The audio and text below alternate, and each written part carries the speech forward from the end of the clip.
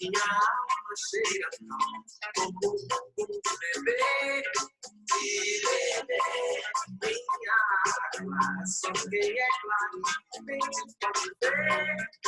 pode ver.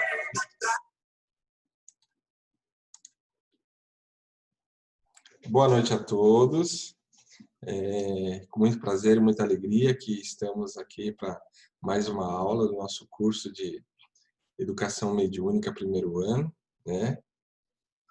E começamos de uma forma diferente. Vamos ver se alguém vai ter a sacada de pegar o detalhe da aula na música, tá? Já dei a dica já. Vamos pedir a Deus nesse instante que ilumine esse momento para que possamos ter a companhia de espíritos, irmãos, para nos auxiliar a transmitir de uma melhor forma os ensinamentos da aula de hoje. Que assim seja, graças a Deus. Graças a Deus. Boa noite, pessoal. Que alegria estar novamente juntos. E vamos aí dar início a mais um encontro bem gostoso, não é? Para a gente reavivar o nosso compromisso de estudo, esse empreendimento pessoal, né? Tão rico e tão necessário para todos nós.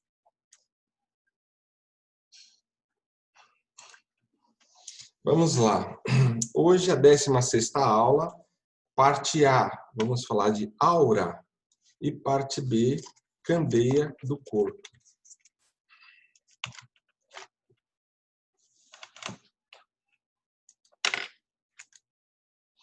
Aura. Aqui a gente traz uma definição do Wikipédia, né? A aura, do termo latino aura, sopro, né? É considerada por diversas culturas, religiões e linha de estudos espiritualistas como um campo de energia extrafísica que envolve seres vivos. Para pesquisadores do tema que não estão ligados a tradições esotéricas e religiões, a aura é considerada como resultado das emanações do duplo etéreo. Não existe nenhum estudo científico que demonstre empiricamente a existência da aura. Então, aqui a gente traz uma definição bem genérica, né? Para a gente, assim conforme o livro traz. Agora a gente vai se aprofundar primeiro na parte científica, né? Nós temos aqui o alemão Karl Reichenbach, né? Que foi um industrial metalúrgico, químico, naturalista e filósofo alemão. É mais conhecido pelas descobertas do querosene, essencial para o combustível de foguetes, e hoje em dia para combustível de aviões também, aeronaves, né? Parafina e fenol antisséptico, usado nos sprays bocais modernos. Reichenbach passou a última parte de sua vida desenvolvendo a teoria vitalista da força ódica, o princípio vital que envolve e liga todos os seres vivos, conceito que jamais obteve crédito entre os principais cientistas. Bem, esse alemão, ele trouxe para a gente esse conceito de que todos nós somos ligados, né, através de uma força que o corpo emana, né? Então, é importante a gente ter também como conceito que os registros de estudos da aura iniciou a partir dele, né? Então, a partir dele que começou todos os registros e as pesquisas em torno desse assunto. Walter John Kuhner, né, era eletricista médico no Hospital de St. Thomas, em Londres. Lá, de 1879 a 1893, ele foi encarregado da eletroterapia. Deixa eu pegar meu óculos aqui, caiu.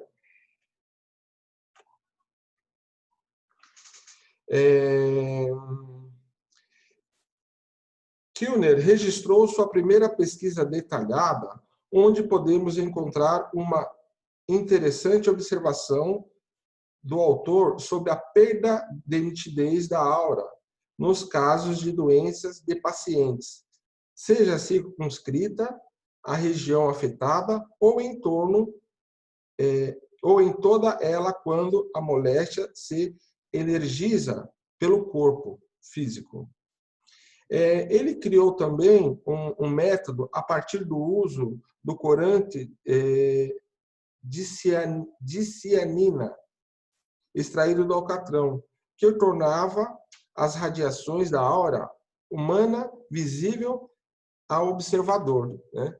Então, a partir dele, ele criou esse aparelho que é usado até hoje em algumas fisioterapias, né?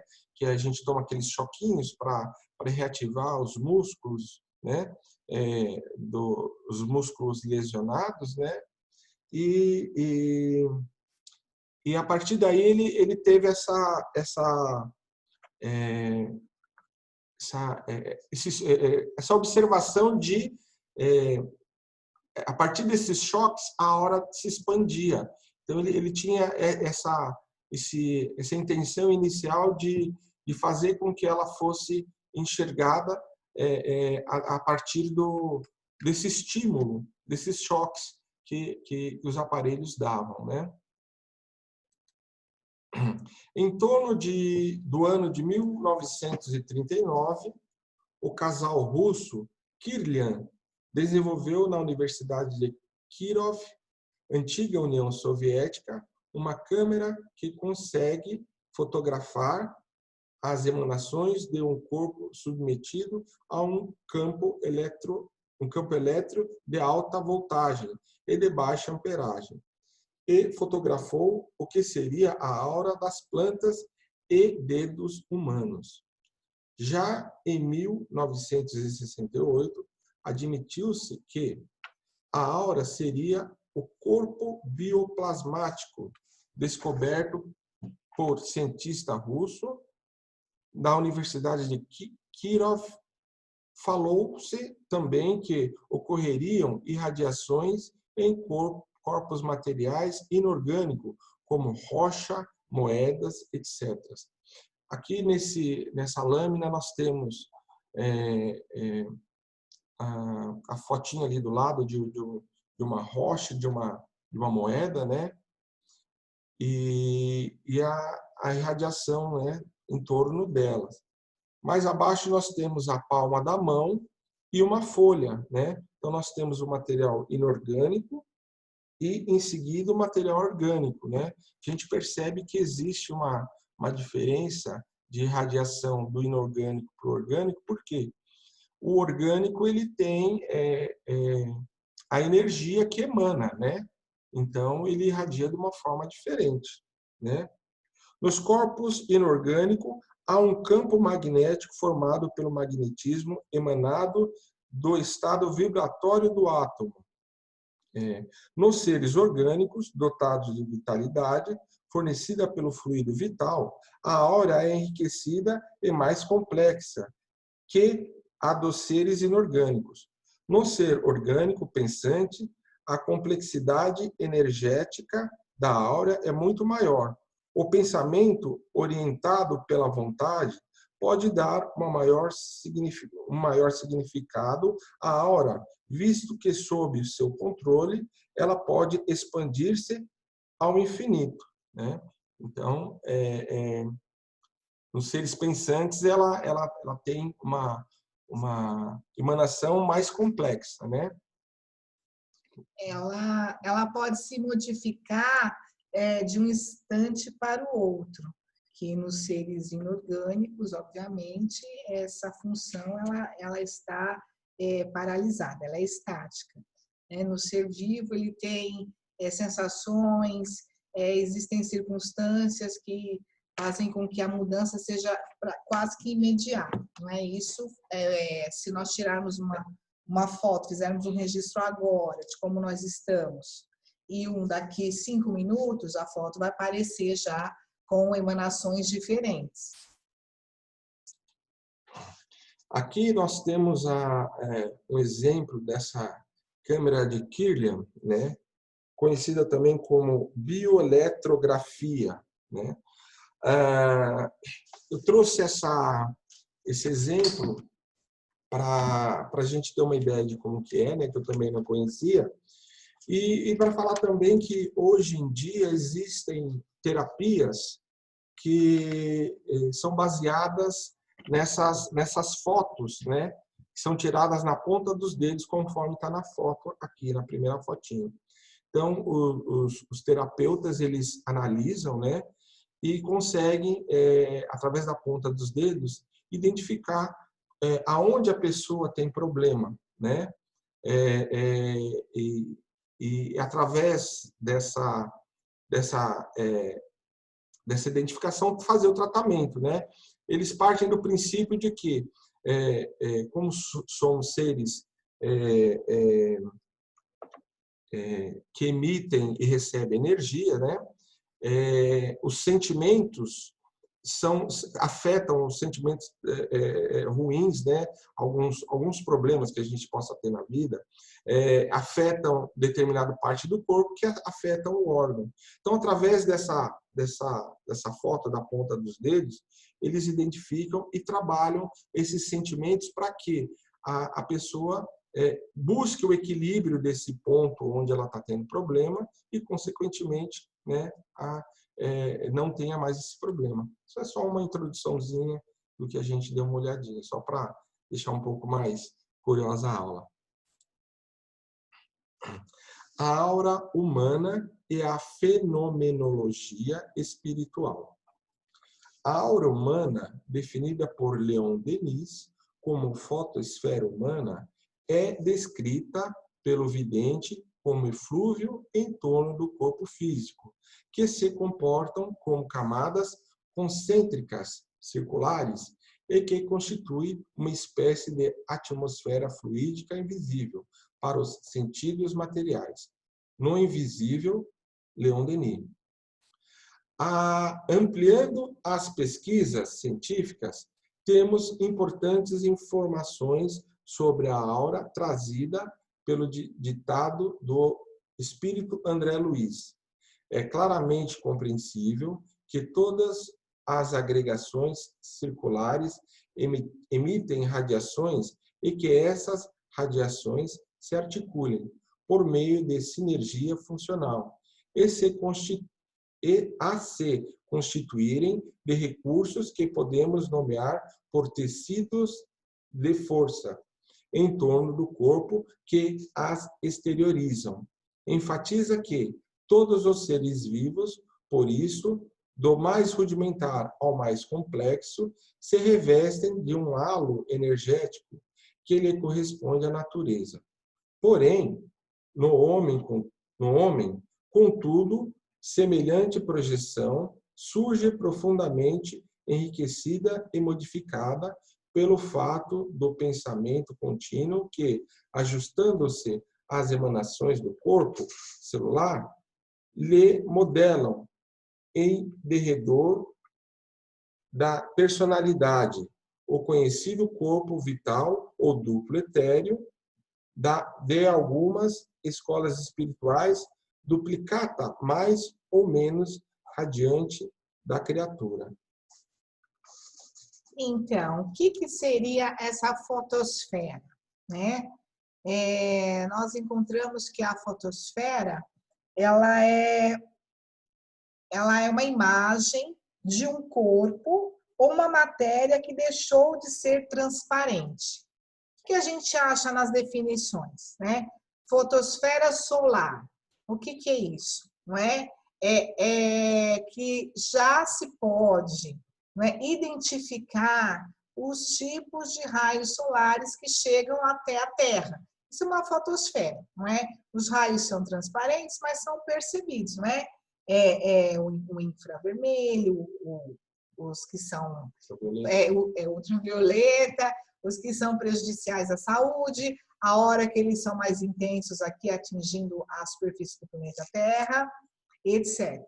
Então, essa fotosfera é quando a aura deixa de ser transparente.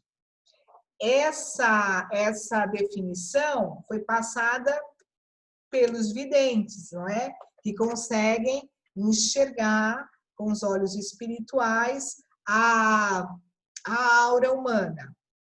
Ele traz como eflúvios. O que são os eflúvios? Não é? Eflúvios são emanações, não é? Muito sutis, que se desprendem dos corpos organizados, não é? Então, o corpo emanando o seu pensamento, que se transforma em sentimento e pode ser percebido como se fosse por cores, imagens, por outro ser, não é? É comprovado essa afirmação pelo que nos traz André Luiz, não é? Trazendo para nós que todos os seres, mesmo os mais rudimentares, aos mais complexos, têm esse halo, não é? Revestem-se desse halo energético, né? Que lhe corresponde cada um com a sua natureza, ou seja, mais sutil, é mais grosseiro. Esse halo, ele é representado em algumas figuras, não é? Como sendo uma auréola, alguma coisa dourada que está ali sobre a cabeça dos espíritos, irmãos que têm considerados santos, não é? Ou nesse segmento para todos nós. Então, é isso. Nas reentrâncias e ligações sutis dessa tônica eletromagnética, de que o homem se entraja, circula o pensamento, colorindo-a com a vibração e imagens de que se constitui, aí exibindo em primeira mão as solicitações e os quadros que improvisa, antes de irradiá-los no rumo dos objetos e das metas que demandam. Evolução em Dois Mundos, Francisco Cândido Xavier. Aqui nós temos alguns exemplos de como nós irradiamos, né? No primeiro quadro aqui, um homem lecionando o seu assunto favorito, né? Como que essas energias são emanadas a partir dele? Então, a gente pode perceber que vai tendo uma tonalidade, não é? Então, o que a gente estudou, não é? Que existe uma emanação. E essa emanação, ela é identificada por cores, né?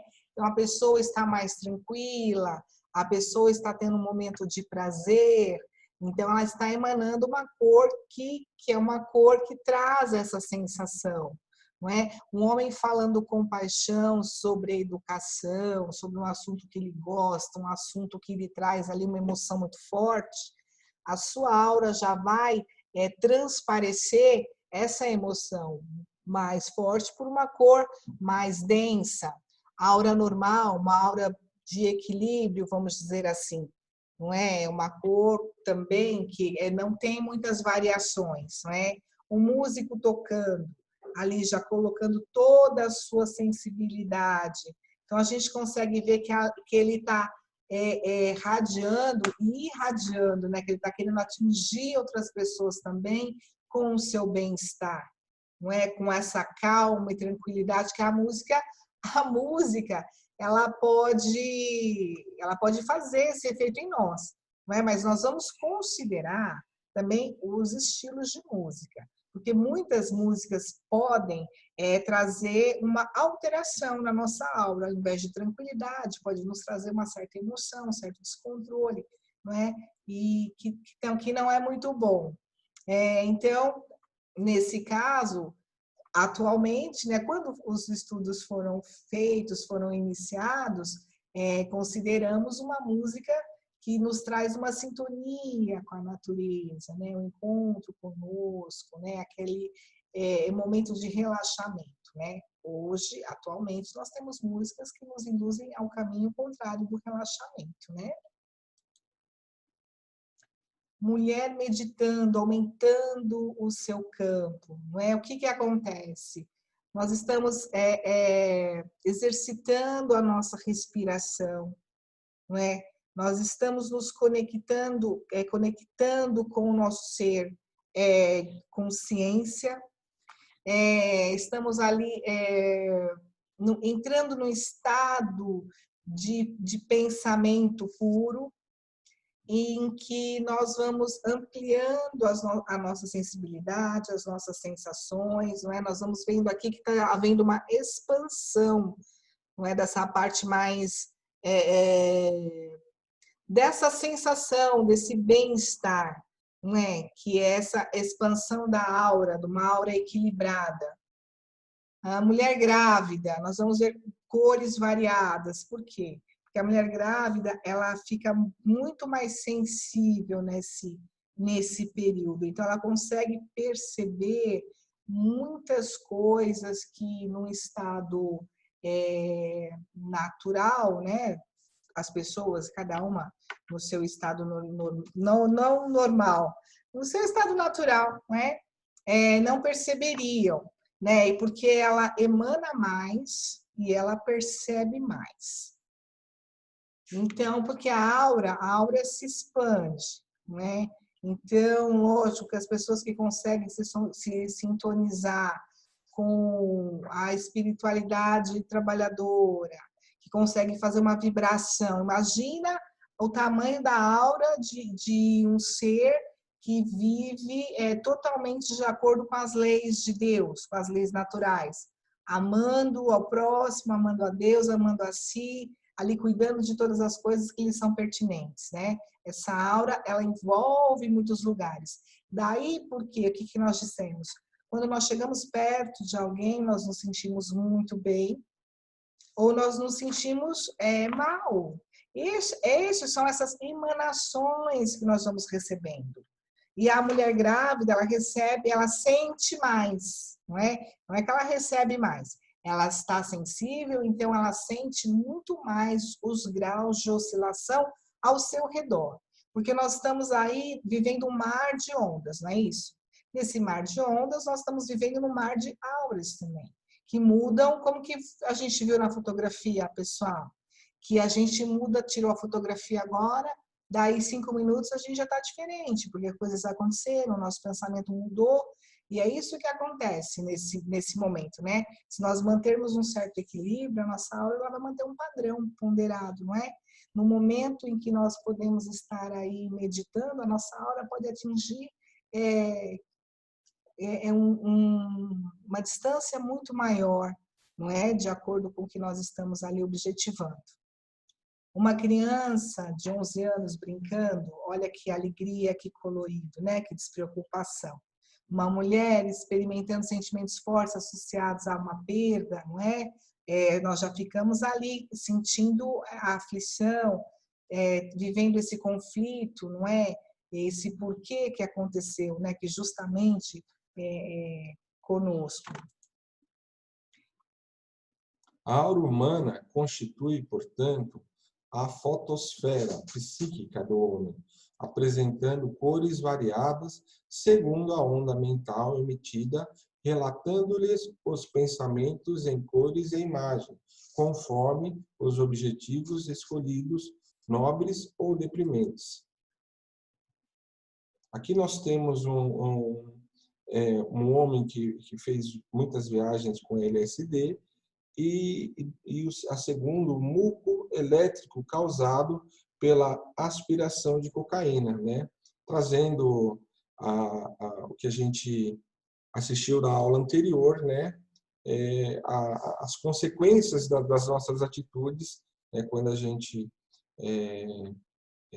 não tem esse cuidado com o corpo, como que isso nos atinge, né?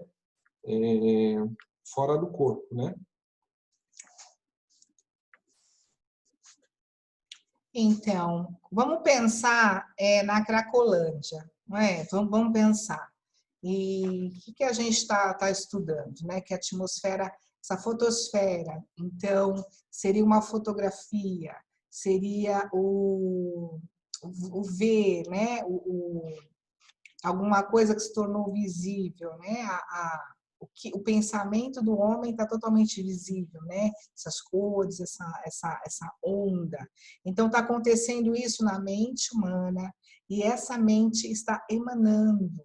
Então, vamos pensar na Cracolândia, naquele ambiente nessa atmosfera psíquica, não é? Envolvida na dependência, na aflição, e buscando aí buscando na oração um remédio para enviar aos nossos irmãos, né? Porque muitas vezes o vício ele já está ele é tão dominante que não se sabe mais que tipo de vida pode se ter fora daquela rotina, daquele hábito, não é? E também nós temos um homem que são figuras, né? Porque, na verdade, existe uma infinidade de pensamentos, uma infinidade de coisas que nos acontecem a todo momento, que às vezes, nós nem percebemos que mudamos de humor, né? Que estávamos sorrindo, não estamos sorrindo, estávamos felizes, e, de repente, uma onda de tristeza nos envolveu, aquele aperto no coração, a gente não sabe de onde veio, pronto, nossa aura já mudou, né? Já está emanando diferente. Então, muitas vezes nós temos um ambiente de trabalho alguém que é focado num determinado ponto, então não se pode falar de mudança, não se pode trazer ideias novas, que a pessoa está sempre ali pensando, já repudia qualquer tipo de opinião, qualquer tipo de sugestão, seja contrária ao seu modo de pensar, né? E temos quem parece que está vivendo, caminhando, andando, se relacionando com um peso enorme, né? Então, são pensamentos, são sentimentos de culpa, sentimentos de rancor, sentimentos que realmente eles pesam em que sentido? Em que nos empurram para baixo, não é? Tiram de nós a leveza, não é? A fluição. Nós não temos mais a fluidez, não é? Porque estamos ali pesados num pensamento que não vai nos trazer nada de bom. Sabemos que cada um de nós vive projetando além de nós mesmos as características que nos são peculiares, não é? As características que nos são próprias, alegria, medo, tristeza, não é? Pois os movimentos mais secretos da alma repercutem no envoltório fluídico, como pontua Kardec no livro A Gênese, capítulo 14, item 15. O que a gente está vendo aqui? A raiva. Né? Quem nunca sentiu raiva? Quem nunca? Quem nunca explodiu? Quem nunca guardou a raiva? Então, olha o que acontece. Não sabemos o que é mais prejudicial, não é? O que faz mal? É explodir uma bomba atômica ou implodir essa bomba atômica. Então, meus irmãos, nós temos que tomar muito cuidado, não é? Então, na verdade, é sempre esse orar e vigiar. É sempre ter esse olhar para nós mesmos, não é? Não perder tempo aí olhando, querendo identificar o que está acontecendo no nosso irmão, mas olhar para nós mesmos, que nós vamos descobrir muita coisa, né? Com certeza.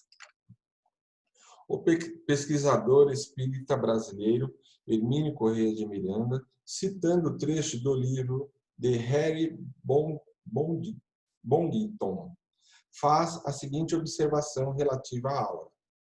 1. A aura é uma espécie de radiação luminosa que envolve o corpo humano, sendo constituída por inúmeras partículas de energia.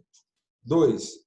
Essa radiação é simplesmente sensível ao pensamento ao qual responde com presteza. 3. A aura funciona como parte integrante da consciência. 4. Sua qualidade, aspecto, coloração, formato, varia segundo os temperamentos, o caráter e a saúde da pessoa. E 5, ela é essencial a todas as manifestações psíquicas e os meios através do qual operam os médios de cura, além de atuar como o próprio princípio ativo da cura. Diversidade dos carismas, Hermílio C. Miranda, capítulo 19, página 341. Então, na verdade, a aura ela é muito importante porque ela é um meio pelo qual os médiuns de cura eles conseguem atuar diretamente no problema, né? Mas para isso eles precisam ter um conhecimento aí, né, toda essa formação de centros de forças, daí a importância do nosso estudo, não é? Deixa eu fazer uma observação. O livro ele dá a definição de Leon Denis, da áurea, como fotosfera humana, eflúvio em torno do corpo físico, né? Só uma curiosidade. Já Kardec, envoltório fluídico, e André Luiz, túnica de força eletromagnética. Só uma curiosidade só. Então, quando a gente fala de duplo etéreo, a gente está falando de um corpo, de um revestimento, de uma túnica, não é? De uma roupa que fica entre o corpo físico e o perispírito, né? Ali está a aura, né? Ali estão acontecendo as modificações que são visíveis, não é? Irradiação do perispírito.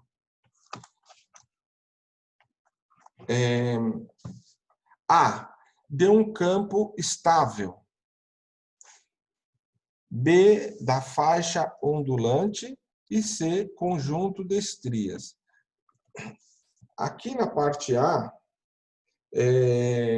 que tem a setinha vermelha próximo da figura do homem, que mostra o caráter das pessoas e o grau de espiritualidade, tá?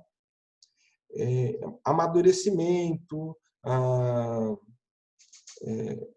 o crescimento da pessoa com o decorrer do tempo, né? Pode mudar com o passar dos anos, refletindo não só o próprio amadurecimento psicológico da pessoa ao longo da vida, como também as adaptações energéticas, porque passou ou está passando para melhor desempenhar suas funções sociais, profissionais e também espirituais.